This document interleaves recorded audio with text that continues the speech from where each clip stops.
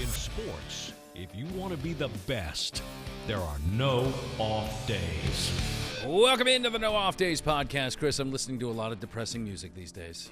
I just got to be honest. A lot of Taylor Swift? I find it's the best way to cope with the finality of the Bucs season. So, nothing compares to you, Sinead O'Connor. Oh, that's a good End one. of the Road, Boys to Men. Yes. Anything by R.E.M. Are you losing? Everybody hurts. Yeah, right. We do. And we're losing our religion over how this season ended. But with that, of course, there is hope springs eternal for the 8 teams that still are in the NFL postseason. And we did catch some good games last week, and I think this next week there's going to be some fun ones. Yeah, they were really most of the games were tight, right? Except the 49ers Seahawks got a little out of way. Yeah, and then, of course, our Bucs and the Cowboys. You called the Trevor Lawrence comeback. I mean, I don't know anyone called the comeback. Yeah, no one saw it going that way. They're going to be down by 27, and they're going to march all the way back. You can count on the Chargers to always do some very Chargery things in that game there. That's true. Yeah, and you called what did you call? You called something. No, you had this is it, the Giants. You had the Giants, and that was, wow, Daniel Jones. Yeah. Hello. I think they might want to keep him. He's going to make some money, I think. So.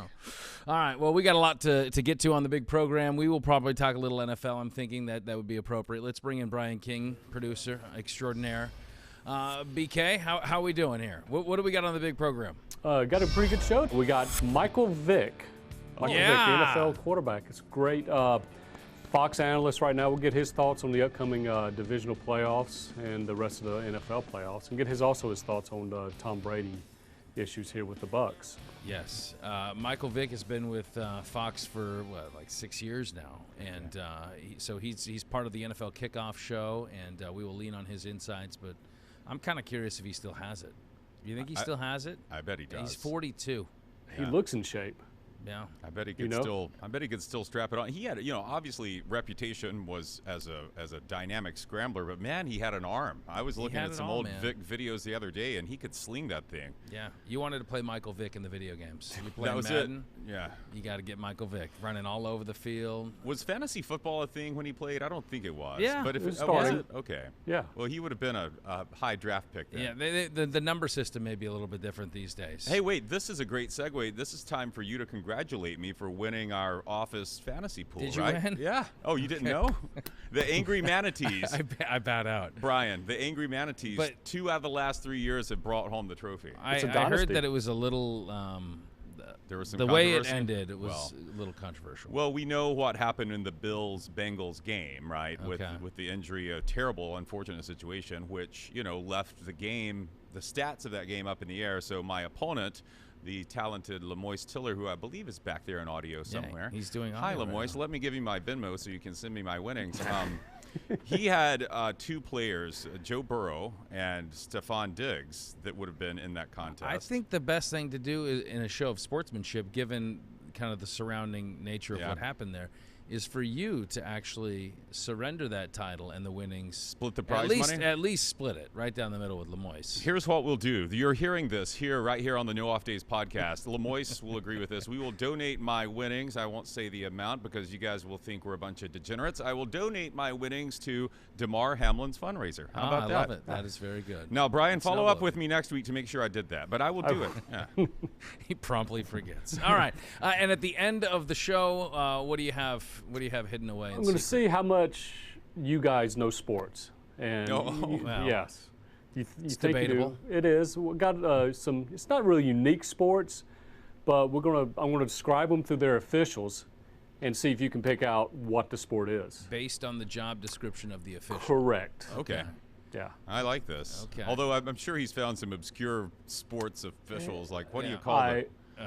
Without question. Lawn darts. No, I assure you, you know all these sports. Would it be your description? Is this an official dictionary? No, this is official. Yeah. Okay. This is in the job it's not title. Described by Joey Bosa, who has recently lashed out at officials. Oh. Okay. I was looking for a little side hustle and started going through which ones I actually qualified for. So well, we can't lose you. Brian, the last thing I need you to be is like a rudder official for like some type of boating race. Okay, we'll mark off number 5 there. Okay. All right. Very good, BK. Thanks, guys. We will catch up with you in a little bit. If you're listening and you want to watch, go to fox13news.com/NODpod. If you're watching and you would like to listen or subscribe. Zap the QR code on the screen by pointing the camera of your smartphone at it. It'll take you to all of our shows. Watch it with friends, loved ones, or sad and alone in a dark room as you cry your poor little eyes out. Oh, goodness. Wait, no, we don't do that. We don't do that here. Like and subscribe on the audio podcast. We believe the NODpod actually, it might actually help you to get out of your post-Bucs blues. But Tom Brady, please don't go. Yeah. Please don't go. All right. So with that being said, of course, that is the news. Now, the Bucs season comes to an end, and it's like, well, what's next for Tom Brady? He is a free agent, and free agency doesn't start until March 15th, but we're not going to wait until March 15th to try to figure it out because, he's going to be 46 next season. It seems like maybe he still has the desire to do it, but he has been through a lot this last year. Both on and off the field. It was certainly disappointing, the performance on the field for this team. You wonder if he's lost a little bit off his fastball, but really I don't think that's going to be the most important thing. I think it's whether he wants to do it, not whether or not he's Tom Brady from 5 years ago or 3 years ago. But I think he's going to certainly have some options. Yeah. Because people want the franchise. They do. It's hard to imagine he goes out like this, right? Like the way he walked off the field after the season that he had with the Buccaneers. It's hard to imagine that he wants to go out this way, right? Like you would think that he came back to make another run at a Super Bowl, not necessarily to win it. Of course, that's the ultimate goal, but just to have a great season where you have a chance. And they just never really put it together at all this season. They just couldn't do it with the Buccaneers, which was odd because it was a lot of the same pieces in place around them. And yeah, you can say the offensive line was devastated with injury, this and that. But, Brady does, I believe, share some of the blame. He just wasn't good. He wasn't as good as he had been in recent years. Oh, then you're the person that Brady's new girlfriend was specifically lashing out on Instagram. I wish I could associate myself with his girlfriend. No, what did she say? What did Veronica Rajic on her Instagram page said, following the loss, I'm just sorry, but one guy cannot play for everyone on the field. Which, if you've been following this for a while now, very reminiscent of comments that Giselle once made about, hey, he can't throw the ball and catch the ball. So, Tom definitely has people, he has coming a type. To his defense. His type is a model that will defend him. No matter what. Yeah. What I would say to Veronica, and what would you say? Hello, first of all. Tom, I think you mentioned lost his fastball. I think he has. I think I'm not saying he did. I am saying he has. I am saying he led the league in short throws, underthrows this season. It's one thing to be an immobile quarterback, but you can overcome that when you're accurate and you have zip on the ball. He didn't have it this year. He's Charlie. It's not a matter of zip. I think if there's an accusation to lodge there, it's maybe the anticipation. Or, the deep ball, some of the touch on the deep ball. But again, here's a guy that's 45 years old. He did not want to get pounded in the pocket. And so he was getting rid of the ball in 2.4 seconds. And throwing it into the dirt. Sometimes, he hadn't done this in years past. I just think he's lost a little off of his – but I'm not saying he won't be desirable to other teams. He's still Tom. You got Miami, right? Miami's been – they were in the mix last year. Of course, could an ownership stake be there?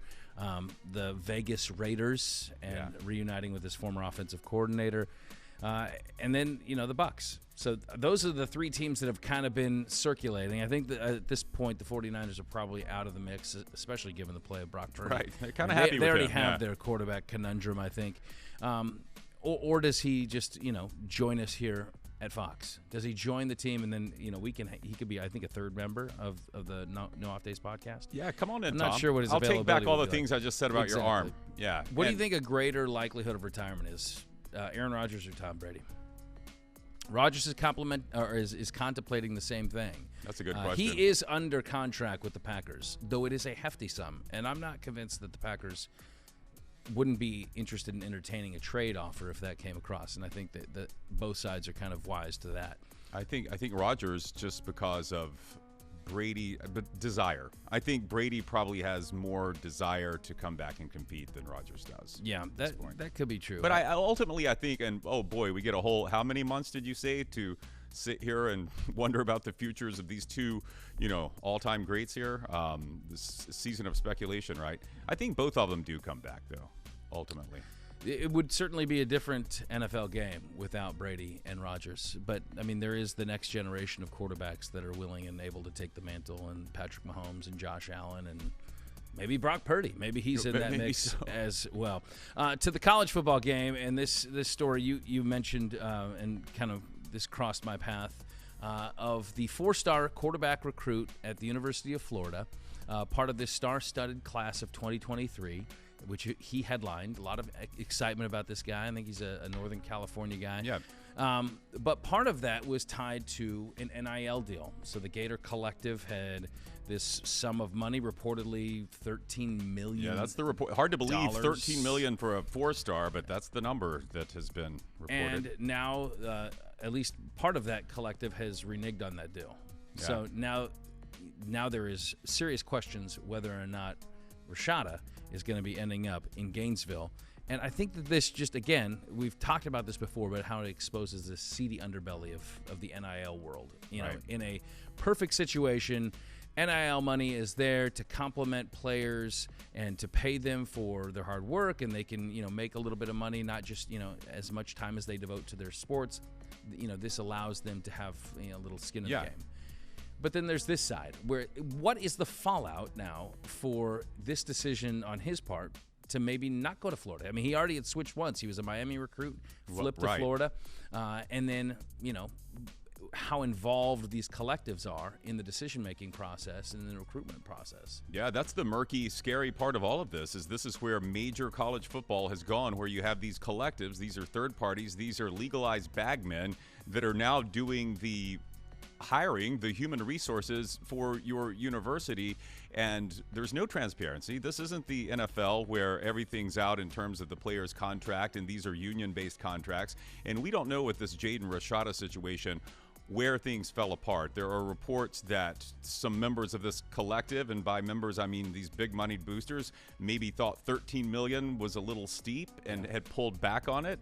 And if that's the case, what kind of message does that say to other potential recruits for the University of Florida's collective? It says you guys don't have your NIL stuff together. Why am I going to sign with you? And then there are other people saying that his parents or his representatives went back to the table and wanted even more money, more than $13 million. Wow. And so here's where it stands now as of this taping.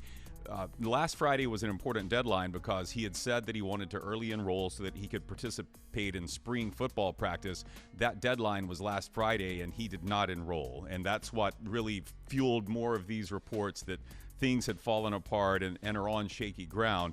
And also, he did sign, this is a different, same 3 letters, different order, NLI, the National Letter of Intent, to sign with Florida. They haven't let him out of that. And so this is another murky part of that. If you signed a National Letter of Intent, can you still shop around and for better NIL deals with other universities? And, then I see lawyers getting involved. And this is interesting because what's to preclude him from starting to jump in the transfer portal? Can he, if he's not enrolled at the institution, I guess you can't transfer from that institution. Right. But like if you just enrolled and then the next day, not even seeing the practice field, you decide, can you? I'm not sure what the rules are around that. But I don't like the situation this puts. I mean, there's so many conflicted interests here at play. I mean, Billy Napier's staff, like now, is he beholden to these people that are running the bagmen, as you say, in this Gator collective? Does he have, if somebody's getting paid X amount of dollars from the collective and he just assume bench the kid or something else goes wrong or, bad behavior as a student athlete, is he conflicted now?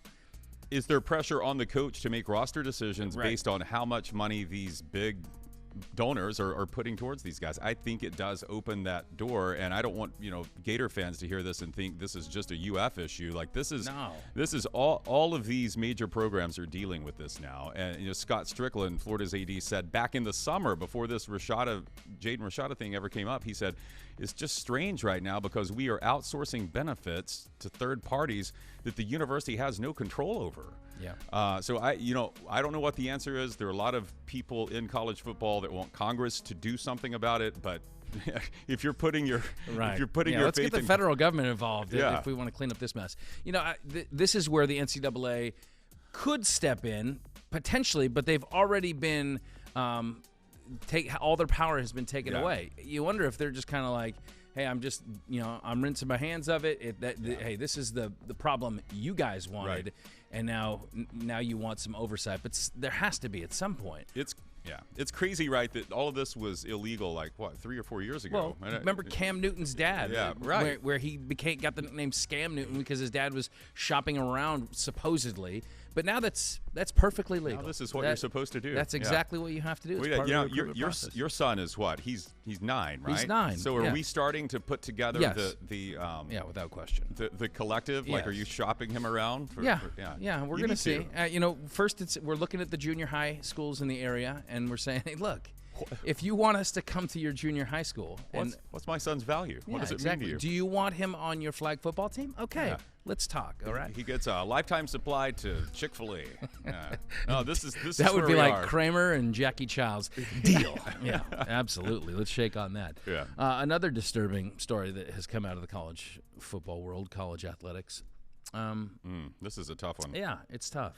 I don't really know how to proceed with this, but the mascot for Arkansas football, Tusk V, has passed. He's passed at the age of 4. And we don't know why. Well, they say natural causes. He's 4. I mean, I don't know. I did look up the lifespan of Russian boars, and it's 10 to 14. I think something nefarious is afoot. The average lifespan is 10 to 14, and he died at 4. At 4. Okay. Yeah. Did you say he's a Russian boar? Why can't they get Arkansas? This is your problem. Why can't you get don't we have American boar? We'd have to outsource it and get a Russian boar? Well, I don't know. I mean, maybe they look the part a little bit more. A little meaner, a little tuskier. I did do some research, and they have not had a great track record. The University of Arkansas hasn't with keeping these live mascots. Oh, this is not good. Around. No, back in 1977, their mascot, Big Red III, escaped from an exhibit and was shot by a farmer. Oh, so. He went the way of Big Red the first and second, too, I think. Probably. Bacon, sausage, I don't know. Then the next year, this is just a calamity of events with these live Razorback mascots. Ragnar, which is a great name, Ragnar, the mascot, escaped his pen, killed a coyote, a domestic pig, not one of these big mean boars, a nice little pink ham. That's what happens when you mess with Arkansas. But then was bitten by a rattlesnake and died. Oh, so these mascot have been literally snake bitten. So they did away with the live mascot thing for a while. Said, hey, we need to reset here and rethink this. But yet they foolishly have hopped back in. They've hopped back in about 20 years ago, and now we don't know. We don't want to cast any aspersions on Tusk V's lifestyle, what led to this, what kind of decisions premature. He was making. But we do know that his sibling Tusk VI will now serve as the mascot and hopefully not suffer some awful fate. Yeah, this reminds me of like in ancient times, when kings and emperors would suddenly, fall ill after eating their dinner, and there's the younger brother. He's ready to go. Yeah, he's taking the crown. No idea how that hemlock got into Dad's cognac or whatever it was. In a news report, it said during his reign, which I guess Tusk V also participated in 2 Razorback road shows across the state of Arkansas, connecting and interacting with fans of all ages, including eating grapes from the hands of his adoring fans. Oh, that seems sweet. Those are probably sentiments we should live by. Maybe that's also what led to his. He choked on a grape. No. Have you ever seen? So a lot of these schools have live mascots that we're very familiar with. Ugga the Bulldog gets tons of camera time. We see Smokey of the Tennessee Dog on the sidelines all the time. We of course see Bevo the Longhorn run out, and Buffy I have never seen this Tusk all I see is the big person in the giant Razorback head. Maybe Tusk is inside the mascot outfit. Well, he's not anymore. At least not that Tusk. Yes, he's been laid to rest. Probably smoked on a rotisserie pit and then drizzled with some delicious barbecue sauce. We just lost our Arkansas demo completely. All right, Chris, what do you say we get to our guest today? I'd say one of the most fun players to watch during his NFL career, unless he was playing against your team. Well, he played 13 seasons in the league and has spent the last 6 as an analyst here on Fox. He is part of Fox's NFL Kickoff. We welcome in Michael Vick. Michael, thanks for joining the program. All right, got to ask, what's your 40 time these days? Where are you at? Well, last year I ran a 4.67. Yeah, baby. And I trained a little bit. And the year before I ran a 4.6. No, hold on. Let me refrain. 4.76 last year. The year before, 4.78. So I got better like by 2/10 of a second. Like a fine wine, getting better. We're going to get down to that 4.33 again. This year I'm going to train. And I'm going to run a 4.5. Now, it sounds, is this you mounting a comeback? Are you inspired a little bit by Brady doing it at 45? Well, I'm just as fast as half of the guys in the league. So if I put my mind to it, I could definitely come back for a season or two. Tom going to give it another year, so he'll be 46. I'll only be 43. You're a young buck, man. Yeah, absolutely. Think about not a young buck, but hey, aging like wine, like you said. No doubt. If you're a GM right now and you need to start a franchise with a quarterback, are you looking for a quarterback that is – if your two options are a statue in the pocket, but he's precise and he can deliver, he's got a howitzer as an arm, or he's elusive, he can run, he's maybe not as accurate, but he can let it loose with his feet. Which quality are you looking for? I'm probably gonna go with the guy who can stand in the pocket and make good decisions and deliver laser-like passes, similar to just a Herbert-style quarterback. And still can take a guy who is not as accurate, but is very athletic and can improvise and still put him in a position where he can be successful as well. Just got to do the things that your quarterback is capable of. I learned that from Andy Reid. You do everything that will make him better, and that's how great coaches make players better. Absolutely. It's not the other way around. So, I mean, it's a fraction of that, but I think it's all about the coaching to get the most out of your guys and what they can do. So, as we mentioned, Tom Brady, he will be 46 next football season. Let's fast forward to August 1st. What is Tom Brady doing August 1st? Hopefully he's making the right decision based on what he's comfortable with in his life. Football isn't everything, and if that's something that makes Tom happy, then he'll make the decision to come back at 46, and he won't look any different than he looked at 45 or 44. Tom's going to always be in shape and be ready to go mentally and physically. So that's not the issue. The issue is where did he find his happiness, and if it's in ball, if it's in broadcasting, whatever direction he decides to go in, he'll be successful. I imagine that's a difficult transition, one that you had to make that decision to jump into TV, and you've been doing it for, half a dozen years at this point. But how difficult was that for you right out of the gates, or was it? Well, it's definitely a different dynamic in terms of live TV versus being in the locker room and having cameras in your face and microphones and people asking you questions, you having to respond. You're now on the other end of the spectrum where you have to actually entertain the audience, which is cool. And so, at the end of the day, it's not the easiest thing because this is not something that we grow up doing or aspire to do. It might be in the back of your mind. I know as a kid, I always told my mom when my NFL career was done, I'm going to be in the broadcast, I'm going to get into broadcasting, go in the booth or something like that. But that was just me talking and wishful thinking and didn't know that it would actually come true. And once I got into it, I realized I had to work just as hard as anything else in life that I wanted to be good or successful at, and just try to keep those same morals and values in terms of hard work. This Buccaneers team, specifically the offense, it was really kind of hard to get your mind around this year because they brought back pieces and a lot of veteran pieces, guys that had proven it over and over again. Brady, of course, Evans, Godwin, Fournette. It seemed like the cupboard was somewhat full going in. Now, we know the injury situations that played out along that offensive line and some on the defensive side of the ball, but yet offensively they turned in a woefully bad season, and we saw that in their wild card performance on Monday night.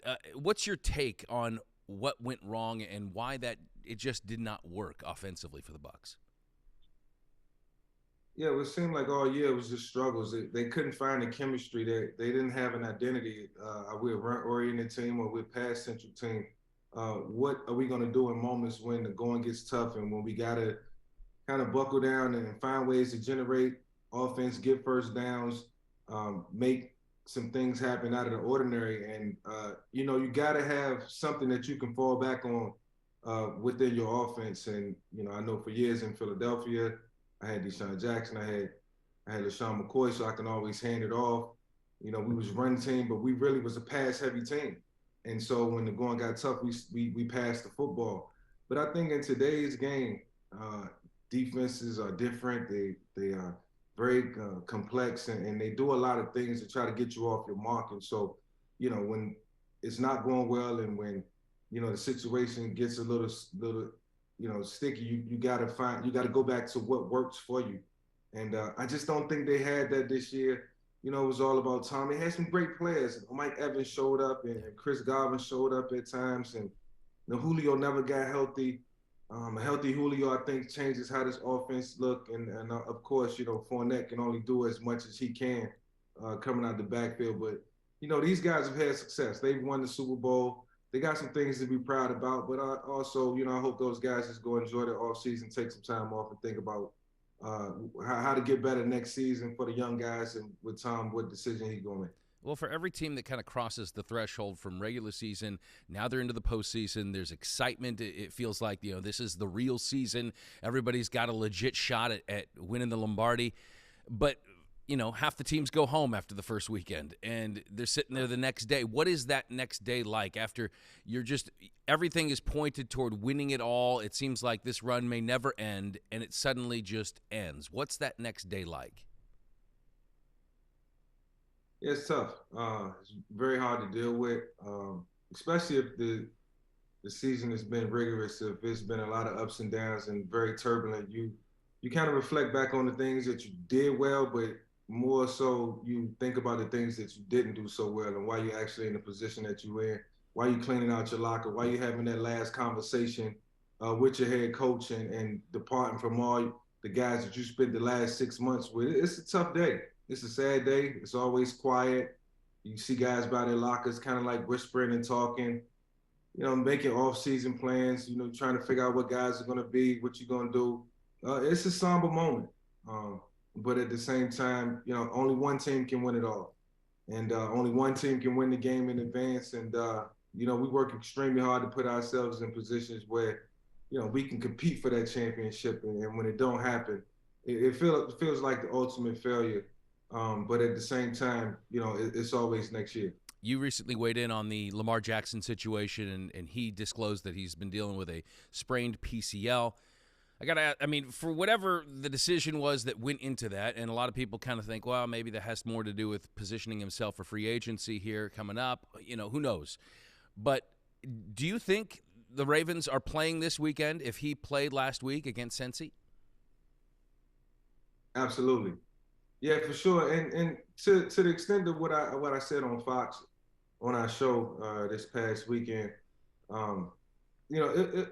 it's just, it's playoff football. And if you are in a position where you can go out and play and you can help your teammates, you look around the locker room, you see those guys, they sacrifice. Man, I look at J.K. Dobbins, who probably hasn't gotten a contract extension yet, but man, he's limping. You could tell he wasn't healthy all year. And then, he go have another surgery, come back. It's just about the sacrifice and the brotherhood. And we put so much time into it. Everybody in that locker room wants Lamar to be happy. They want him to get paid, and he will. It will happen. But, if it's one last hurrah, if it's an opportunity to show the organization, if you can, that I can get out here, I'm going to give it, even if my will is only, 60%, 70%. I'm not going to bang it up. He know his limitations. He know what he can do. And if he can't go, he can't go. But, man, I played some of my best games when I was hurt. The focus is heightened. Your decision-making is heightened. So I've been in those moments. So I speak from experience when I talk about those situations. And, when I say put a brace on it in 2005, I played the entire season on the sprained MCL. Wow. And when I say it was the most painful, excruciating thing that I had to go through, it was, and I did it because I wanted to sacrifice my teammates. I had nothing to gain. I had a contract, but I still laid it all on the line. I laid my health on the line. I put my career on the line, and not saying that Lamar has to do that because he got a lot of football left in him. But to gain the respect of your teammates and the organization, if anything goes wrong, they're gonna take care of you for life for sure. So I just hope he made the right decision, man, and I hope it all work out for him in Baltimore, wherever he end up landing. Yeah, we know that Lamar's going to do things his way, and it seems to have worked out to this point for him. But in a sense, do you feel like that's kind of him throwing up the deuces in Baltimore, that maybe he's out of there come next season? Yeah, maybe he's fed up. Maybe he's tired of what's going on. Nobody knows what's going on within that building other than Lamar and the Ravens. It's been talk about numbers and the contract being thrown at him. Who knows what those numbers are? They might not have sufficed to what his liking or what he wanted. So at the end of the day, being an ultimate businessman and being an entity within himself, he got to make those decisions. And if he's okay with parting ways, then he's okay with parting ways. Only he knows that, and only the Baltimore Ravens know that. And I think at the end of the day, they both can be appreciative of what they've done for one another, and they can move on. The head coaching vacancies in the NFL right now, you got Carolina, Indianapolis, Denver, Arizona, Houston. What's the best job? The best job right now, I would say probably in Carolina. Carolina's a very talented team. Very good on defense. The way Sam Darnold finished the season, even though there were some letdowns in the end, they had an opportunity. I think if they put it all together, the city of Charlotte would really respect it, appreciate it. And like I said, they're the most talented team, but I do think Steve Wilkes get that job, and he deserves to get that job. And then the Colts are a very talented team. They're in a good spot. The Broncos. So we'll see what happens, man. There's a lot of teams out there, a lot of good coaching candidates out there, very talented guys who are going to get an opportunity to show what they can do. With my former teammate, D'Amico Ryan, hope even one of my former backup quarterbacks, a good friend of mine, Mike Kafka, gets an opportunity. These guys are going to be the faces of the NFL, and I'm excited to watch these guys in the future.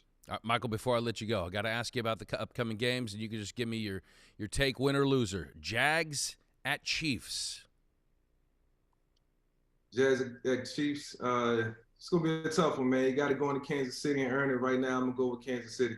Giants at your former establishment, the Eagles. I got to go with the Eagles. A lot of respect to the Giants, and it was a big win this past weekend. I was rooting for them. Happy to see Daniel Jones stepping up. Got to root for the home team. Got to root for the Philadelphia Eagles. One of the more intriguing matchups, the rematch, Bengals at Bills.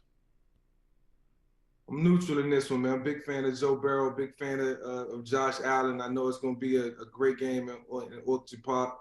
And it's gonna be a barn burner, man. So the home team has the advantage, but Cincinnati is playing really, really well right now. And finally, the Cowboys at the 49ers. Game of the week. This the game of the week right here. I mean, the way the Dallas Cowboys played last night, the way Dak Prescott showed up and showed out, we know Dak has that ability to come in any given Sunday and put that type of pressure on the defense. And, it's going to be a different dynamic going against the San Francisco 49ers. Is the #1 ranked defense in the National Football League. But, this is what champions are made of. These are the times that you have a chance to step up and show what you're really made of. And I think this Dallas Cowboys team goes in with a fair chance at winning. Obviously, Brock Purdy has been playing amazing. So as of right now, man, I'm going to stay neutral on that one, too. If I had to read in your comments, I think you like the Cowboys. You're just not ready to say it yet, but I understand. Hey, big winner. Yeah, but I like the 49ers, too, man. No doubt. And so, I'm such a big-time football fan. I just, unless I got to make the pick, I'm going to make the pick. So this one, I'm going to sit it out. Well, much respect to that. We know the big winner so far in the postseason has been the entire NFC East because, boy, I tell you what, maybe it should have just been relegation. No NFC South teams. Let's just see the whole East in there. We appreciate your time. The great Michael Vick. Thank you for joining the program, Mike. Appreciate it. Had some hot takes there.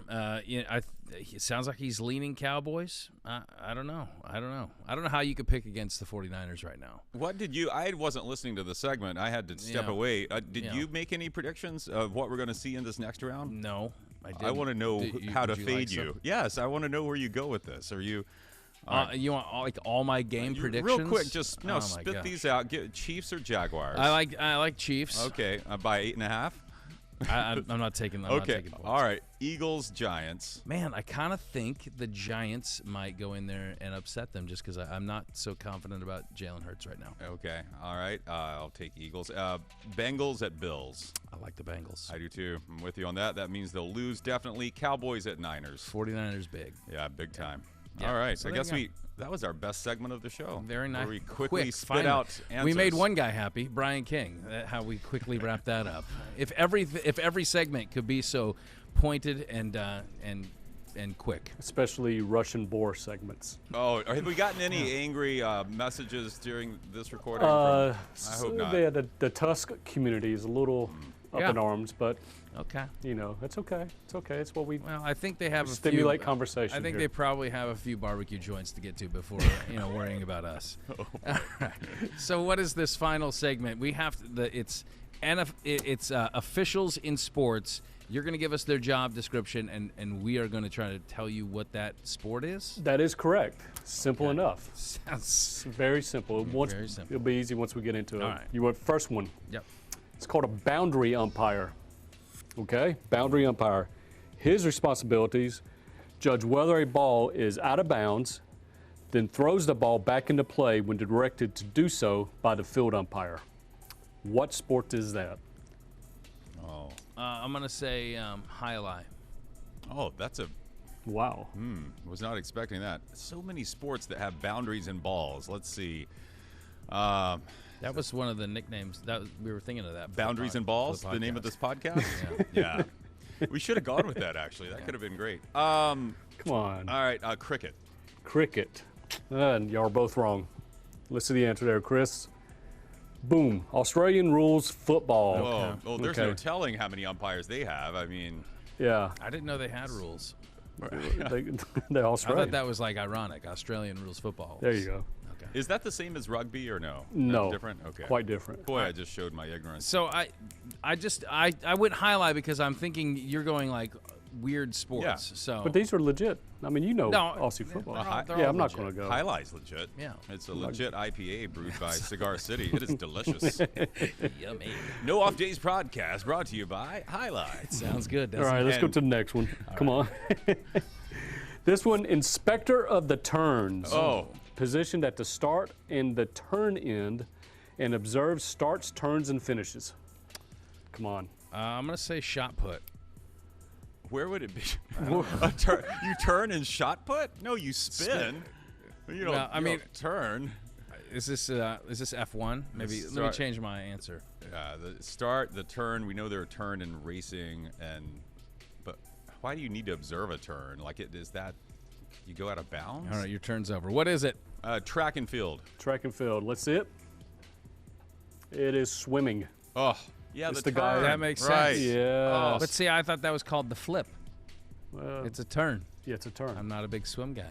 All right. All right, you're 0 for 2, the guys. Inspector of the turns. These are hard, yeah. Okay, next one is, you ready? Wing judge. Y'all may know this one. Wing judge. Oh, this is an eating contest. Yeah, This is Joey Absolutely. Chestnut. Yeah. Close. Feeds the umpires running information on overlaps that are critical to right-of-way rules. Wing judge. Running Is this on overlaps? No, this is it's got to be some type of boating. I'm gonna say sailing. All right, let's go with crew, or what would you call? What do they call it? Yeah, rowing. Rowing. Yeah, rowing. Okay, let's see it. America's Cup sailing, Scott. Very good. Oh, all right. All right. So yes, that's what, 1 for Scott. The wing judge. Yeah. The wing judge. That's what it's called. Yeah. Okay, you My want one more? grandfather was a wing judge. You like the And- boneless wings. Last one, commissaire. Commissaire. Oh, Scott knows how to pronounce it, so he must know what this is. Travels by car and motorcycle to supervise the event and performs traffic management duties over team cars along with service and media vehicles. Scott Cycling. knows. Yeah, I was going to say cycling. Sounds like a very French term, commissaire, Tour de France. He's got to shuttle along in his very important little motorcycle. Boom, listen to the answer. Very good, guys. Both is cycling. All right. Okay. I like that. That was fun. Tip of the hat, Sean O'Neill came up with those, except the very last one. That was mine that you both got. So the tough ones Sean O'Neill came up with. Is that all we have? We have 4. That's good, man. Does Sean play Australian rules football? No, but he knows every single rule, every obscure rule you could possibly know about any game, any sport, anything. He's right there next to you, so why don't you have him tell you one that we can think about? Sean is not here right now. Sean's not here. No. Oh, where is he? I feel like the show's gone off the rails. We need a commissary. Have you? Where's the commissary? Sean had a day off. Have you guys? Wait.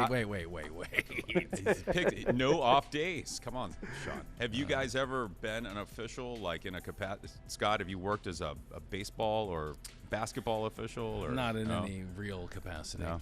Brian? I used to referee soccer. Okay. Both as a teenager, and I made it all the way up to refereeing, I'm not kidding, college games. Did you? I was a linesman with a little flag on the side. Had no idea what I was doing.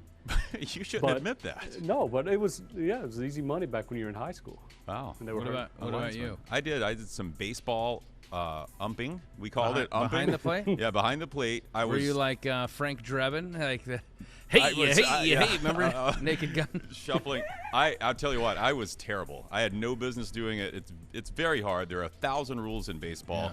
I felt outgunned. The coaches knew more about the rules than I did. Oh, yeah. And also, I was. And everybody, like all the parents hate you. They hated me. And sometimes, the pitchers throw very fast. And Yeah, this is scary. little league or, I guess, high school, junior high catchers. You don't know if they're going to catch it or not. And so I found myself closing my eyes when the pitcher would throw a fast. So it's hard to call balls and strikes with your eyes closed. You asked the catcher, was that a strike? Yeah. Sure was. I would just guess. Oh, here's the funny thing is, so I was doing my job. My primary job was in, a TV news anchor. So people in the stands knew me from my job, and so they would out. Were you like hard up for cash or something? Yes, this was my first TV market. Of course, I was hard up. So you for were cash. umpiring on the side. And so people knew me, and they would see how bad I was, and they would say, I was at a different Channel 13 then. I'm never watching Channel 13 again because of you. So I lost not only a lot of viewers. Also did basketball, though, and I was pretty good at basketball. Yeah. Oh, nice. Basketball requires a little bit more, cardio. Yep. Yeah. Absolutely. Very good. All right. I think we learned a few things here. BK, I appreciate it. And thanks, Sean, guys. as you're resting at home, eating snacks, laying on your couch, watching No Off Days podcast, thank you for your insights as well. Thanks, Chris. Anytime. To watch full-length episodes of this here podcast, head to fox13news.com/NODpod. Or, hey, look, that's a QR code on your screen, bottom right-hand corner. Zap it right now before it disappears. And then you can also subscribe on iTunes, Google Play, Spotify, Stitcher. Get us every week in audio form. And you can also, of course, watch this show on the tube, which you might be doing right now. And then you get it on all the socials as well. Much thanks to Michael Vick, our guest. And let's see if his predictions are accurate. Let's see if our predictions are accurate next week. And we will hold that over each other's head and punish each other appropriately. Thank you for watching Boundaries and Balls. It just doesn't quite have... What would be the send-off to Boundaries and Balls? Watch those lines. I don't know. Until the next time we are on, there are no off days.